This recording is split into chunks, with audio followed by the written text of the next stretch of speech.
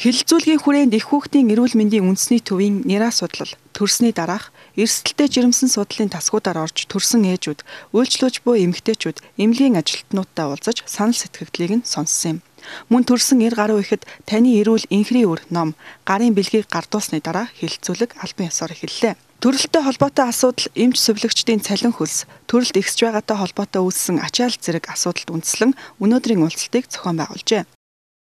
Монгол Улсын их хурлаар иргэний эрүүл мэндийн даатгалын тухай хууль хэлцэж байна.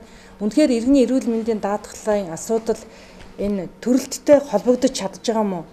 Төрж байгаа ээж нар маань иргэний эрүүл мэндийн даатгалаасаа мөнгө авч чаддаг үгүй юу гэдэг ийм олон асуудлууд байгаад байгаа учраас энийг ер нь яаж зохицуулах юм бэ? Зах зээлийнхэн жамаар явуулах юм уу? Үнэхээр төрөлт эрсдэлтэй байгаа талаар саяхан бидний орж уулзж байгаа тасгууд дээр ярьж байна. Тэгвэл энэ чиглэлээр яг ямар бодлогыг Монгол Улсын төрөөс авч хэрэгжүүлэх шаардлагатай. Хувь иргэн хүн юугаа анхаарах ёстой, эмнэлэг юугаа анхаарах ёстой, эмч нар маань юугаа анхаарах юм бэ гэдэг ийм олон асуудлуудыг бид өнөөдөр энэ одоо эрүүл мэндийн салбарт яг ажиллаж байгаа, гардаж байгаа энэ хүмүүстэй уулзаж ярилцъя гэж бодсон.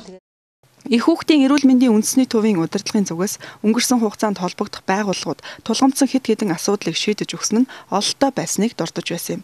Тухайлбал хүүхдийн нүдэнд харагдахгүй өөрчлөлтийг уснаас нь ураг орчмын шингэнээс шинжилгээ авах замаар оншилдог онцлогооны төв байгуулах 700 гаруй сая төгрөгийн асуудлыг улсын их хурл эрүүл мэндийн яамнаас шийдэж өгчээ. Зайлшгүй бидний ойрын хугацаанд шийдэх ёстой зүйл нь энэ төрөлхтөн гаж хөгжлийн асуудал байгаа. Тэгэхээр энэ сүүлийн жилүүдэд гаж хөгжилтэй хүүхдийн тоо нэмэгдэж байна гэсэн одоо янз бүрийн мэдээллүүд их засагдж байгаа. Гэхдээ манайх бол их хүүхдийн эрүүл мэндийн үндэсний төв учраас яг энэ дээр бодиттой одоо нотлохоо судалгаатай юм тоо баримт гаргахыг хичээж ажилтдаг юм үндэсний байгууллага. Зүгээр ерөнхийдөө бол гаж хөгжил онцлогдох нь нэмэгдэж байгаа. Энэ бол онцлогооны чадвах сайжирсантай холбоотой. Одоо гамшигын хэмжээнд хүртлээ юм гаж хөгжлийн тоо бас нэмэгдээ гэдгийг хэлэх нь зүйтэй байна.